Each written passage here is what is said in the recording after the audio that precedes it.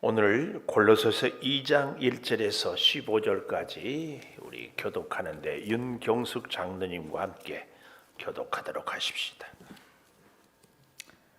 내가 너희와 라오디게에 있는 자들과 부른 내 육신의 얼굴을 보지 못한 자들을 위하여 얼마나 힘쓰는지를 너희가 알기를 원하노라.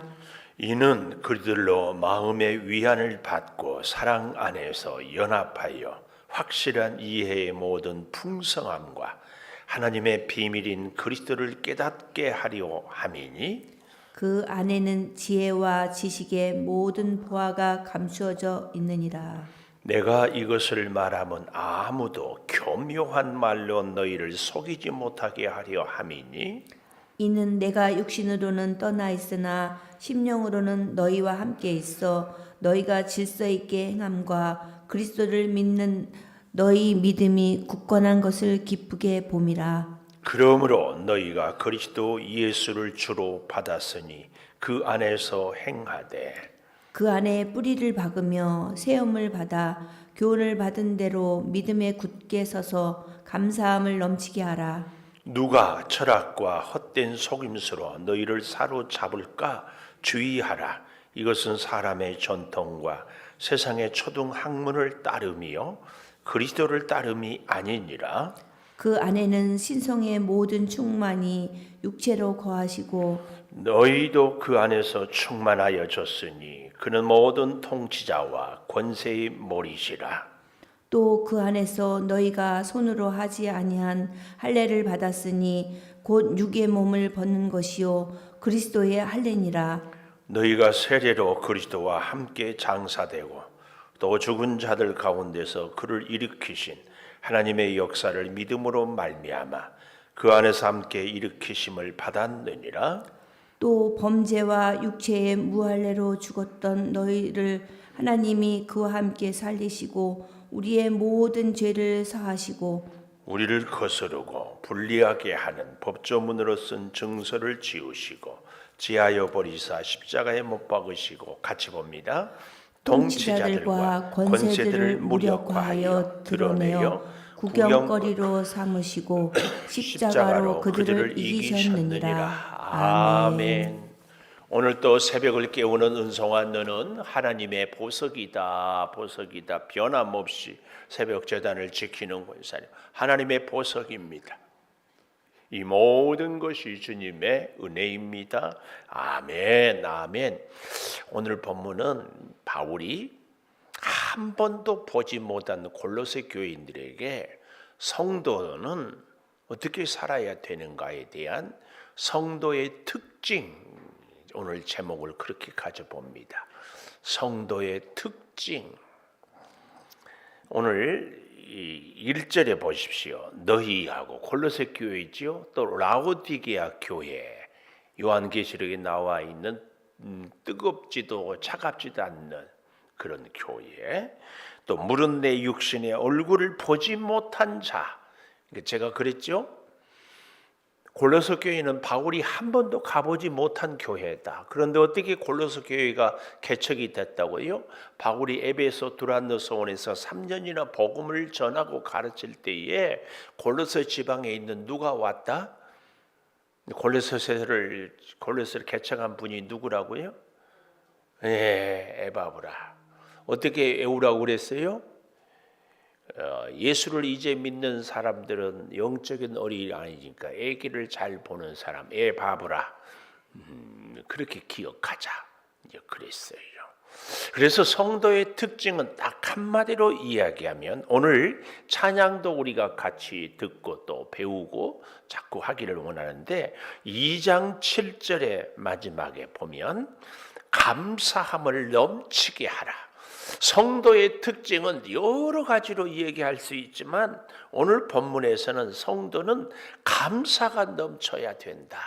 근데 이 감사함을 넘치게 하라 이 말은 자기 스스로가 아니라 수동태로서 누군가가 나를 감사가 넘치게 해주신다 그런 의미가 있습니다.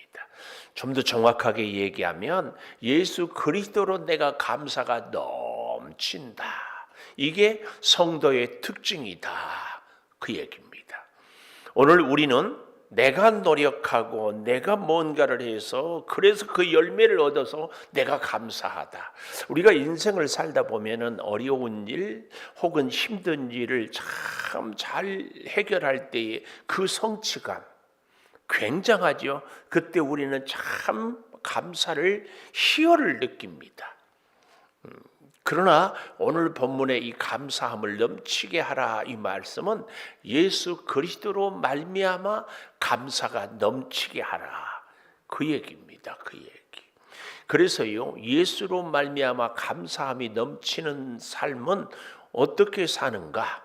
예수와 함께 살고요. 예수를 위하여 살고 예수로 인하여 예수님에 의하여.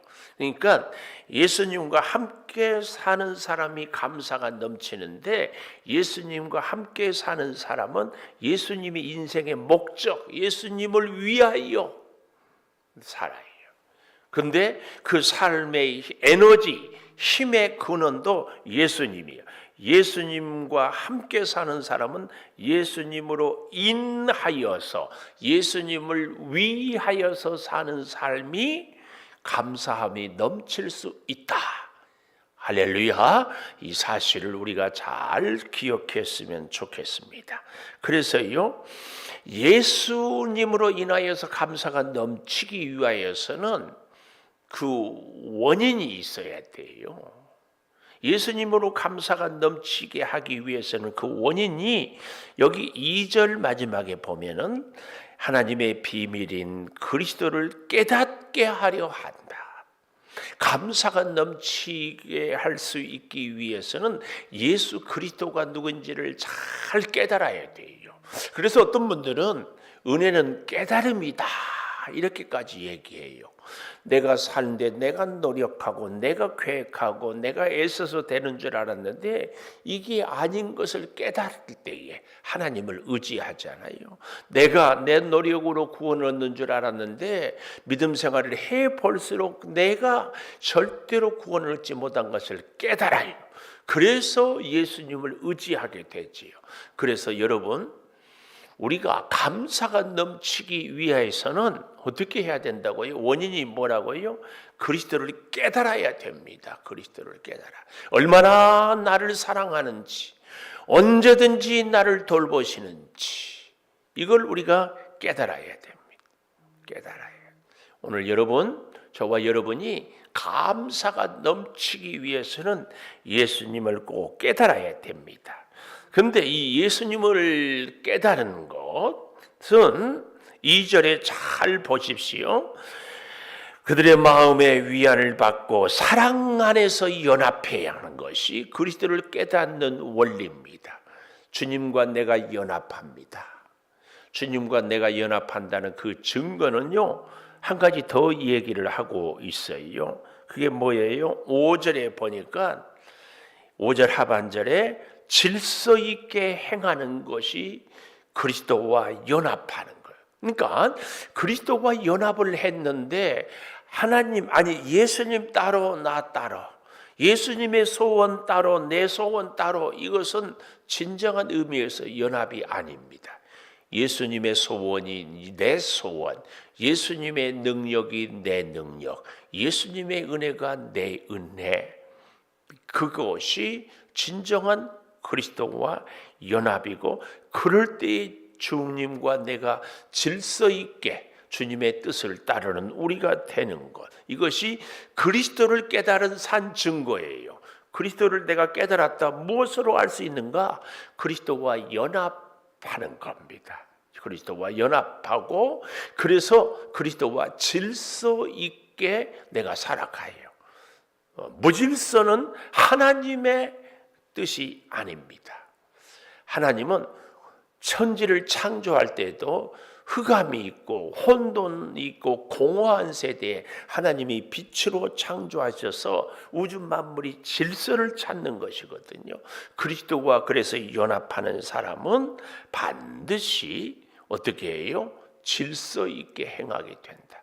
하나님의 뜻을 구하고 하나님의 뜻에 따라서 이렇게 살아가는 사람은요 감사가 넘친다 그 말입니다. 감사가 넘쳐요.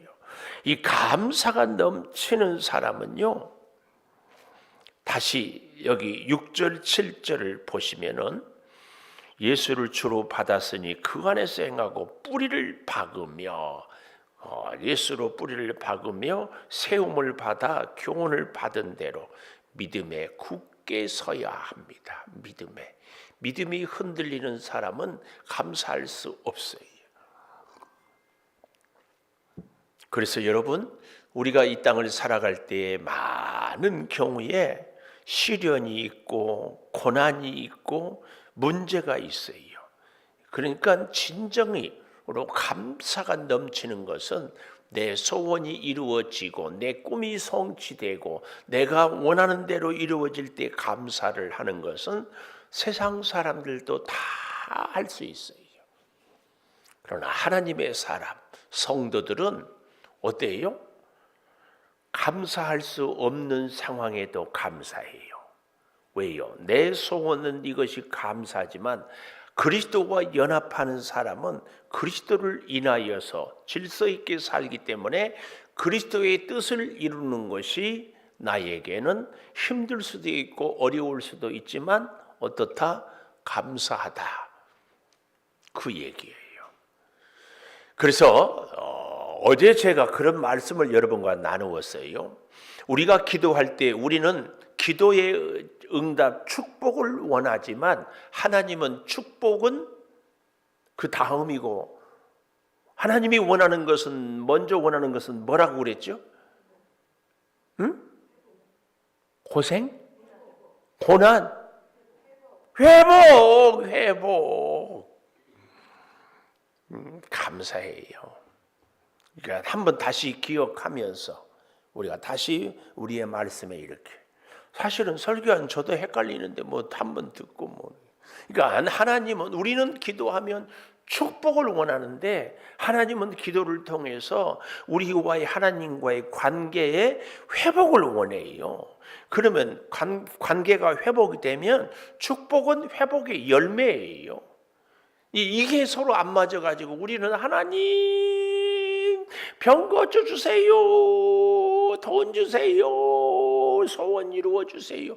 그리고는 이루어지지 않으니까 기도 응답 안 해준다고, 하나님이 나 사랑 안 한다고, 하나님이 나를 버렸다고 막 그러는데, 그런 우리에게 하나님은 너와 나의 관계가 회복이 돼야 돼. 그러면 축복은 그 열매다. 그래서 오늘 우리는 항상 하나님과의 어떻게 해요?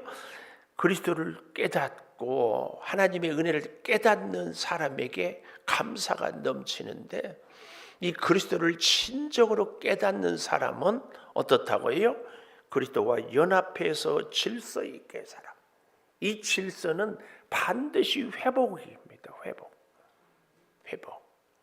기왕에 어제 말씀이 나왔으니까 한 가지 더 복습을 해보요. 우리 윤경수 권사님이 기억을 더듬어 주었어. 고난은 우리에게 깊은 교훈을 준다고 했어요. 어제 첫째 어떤 교훈을 준다고 했죠? 고난은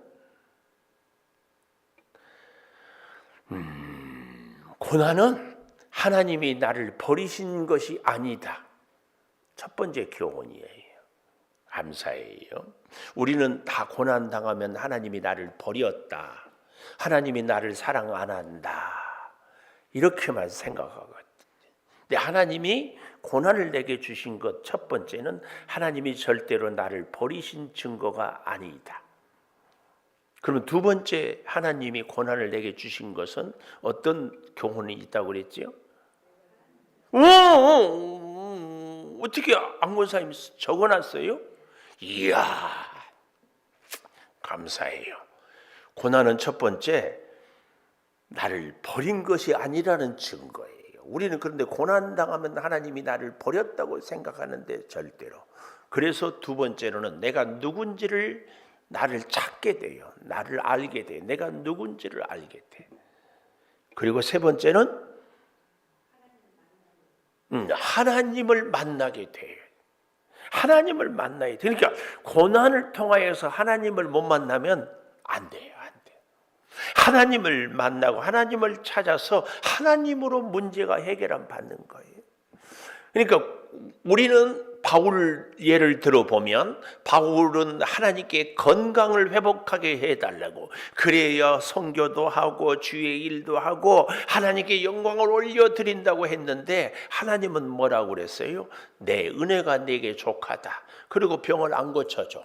그러나 의사 누가를 붙여서 약한 가운데 복음을 어디든지 전하게 되고, 세상에 거기다가 의사 누가가 없었으면은 사도행전을 누가복음을 기록하지 못했을 거예요. 그러면 2000년이 지난 우리들에게까지 그 귀한 진리를 알 수 없었을 거예요. 그러니까 오히려 약한 그때의 강한 것이 고난이 내게 은혜가 되는 것.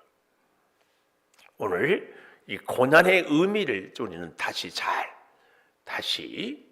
고난은 첫째, 하나님이 나를 버린 증거가 아니고, 그래서 두 번째, 내가 누구인지를 알게 되고, 세 번째, 하나님을 찾고 만나라고 하는 것이 고난의 의미다. 이걸 어제 말씀을 나누었습니다. 사실은 그 고난은 우리 성경 모든 말씀에 다 그대로 적용이 되고 있어요. 그래서 오늘 성도의 가장 큰 특징이 뭐냐? 감사가 넘칠 때인데, 감사가 넘친다는 의미는 절대로 내 노력의 열매가 아니고 하나님 예수 그리스도의 사랑으로 감사가 넘치게 된다. 그 얘기입니다. 그 얘기. 이렇게 될 때에 감사가 넘치게 되는 인생에 성도의 감사의 열매가 있더라, 그 말이에요. 그러니까 감사를 하게 되는 원인은 그리스도를 깨닫는 것이라면 감사의 열매가 있어요. 감사의 열매가 뭐예요? 오늘 본문 15절에 가보니까 통치자들 권세들을 무력화하여 드러내려 구경거리로 삼으시고 십자가로 그들을 이기셨다. 감사의 열매는 십자가 승리입니다. 십자가 승리. 감사하는 사람들에게는요, 권력의 승리가 아니고 물질의 승리가 아니고 인생의 성공의 승리가 아니고 십자가 승리예요. 십자가는 뭐예요? 오늘 본문에 잘 보여주고 있습니다. 12절부터 볼까요? 세례로 그리스도와 함께 장사되고 죽은 자들 가운데서 그를 일으키신 하나님의 역사를 믿음으로 말미암아 그 안에서 함께 일으키심을 받았다. 이것을 뭐라고 얘기해요? 바로 11절 마지막에 그리스도의 할례, 다른 말로 세례. 세례는 뭐라고요? 예수와 함께 죽고 예수와 함께 사는 것. 이것이 그리스도의 할례. 11절에. 이것이 곧 뭐예요? 십자가 승리라, 그 말씀이에요. 그래서 잘 보십시오. 13절에도 보면 범죄와 육체의 무할례로 죽었던 너희를 하나님이 그와 함께 살리시는, 예수와 함께 살리고 우리의 모든 죄를 사하고 우리를 거스르고 불리하게 하는 법조문을 쓴 증서를 지우고 제하여 버리사 십자가에 못 박고 세상의 통치자들 권세자들을 무력하여서 십자가의 승리. 그래서 십자가의 승리는 우리에게 권력을 주는 것이 아니고 섬김을 주는 겁니다. 오늘 세상 사람들이 볼 때는 예수 믿는 우리가 정말 보잘것없고 무능해 보이고 무력해 보이지만, 십자가 승리는 예수님 당시에도 사람들이 다 비웃었어요. 조롱하고. 그러나 그 십자가가 영원한 승리를 가져왔습니다. 오늘 우리도요, 십자가 승리는 세상의 사람들이 보기에는 우스워요. 그러나 주님이 함께하는 승리, 주님과 연합하여 얻은 승리, 성령의 영적 질서를 따라서 얻은 승리, 그러므로 인하여서 감사가 넘치게 됩니다. 오늘 다시 이 6절 7절 잘 보십시다. 예수를 주로 받았으니 그 안에서 행하되, 이 말은 예수 안에서 살아요. 예수님을 내 인생의 주인으로 모시고, 그리고 뿌리를 받고 세움을 받고 교훈을 받아서 믿음에 굳게 서요. 고난 가운데서도 믿음으로, 질병 가운데서도 믿음으로, 가난 가운데서도 믿음으로 이렇게 살아가는 우리들에게 감사가 넘치요. 이 감사가 넘치는 것이 성도의 특징이다. 성도는 그래서 그리스도를 깨달아서 감사가 넘치고 십자가의 승리를 이룬다. 꼭 기억하시고, 오늘도 감사가 넘치고자 그리스도를 깨닫고 십자가 승리를 이루기를 축복합니다. 기도하겠습니다. 감사합니다, 아버지. 오늘 우리의 삶의 모든 순간에 그리스도를 깨닫고 감사가 넘치고 십자가로 승리하게 도와 주시옵소서. 아버지, 세상은 성공해야 자기의 소원을 이루어야 감사합니다. 그러나 우리는 주님으로 인하여서 감사를 찾게 하여 주시니 감사합니다.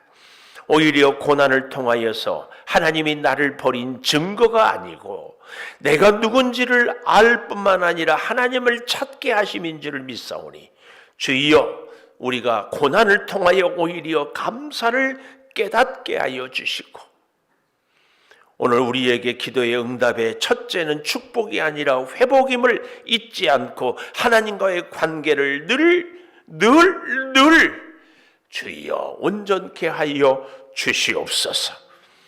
지금은 우리 주 예수 그리스도의 은혜와 아버지 하나님의 무한하신 사랑과 성령의 감동하심이 영원토록 함께 하시옵기를 간절히 축원하옵나이다. 아멘.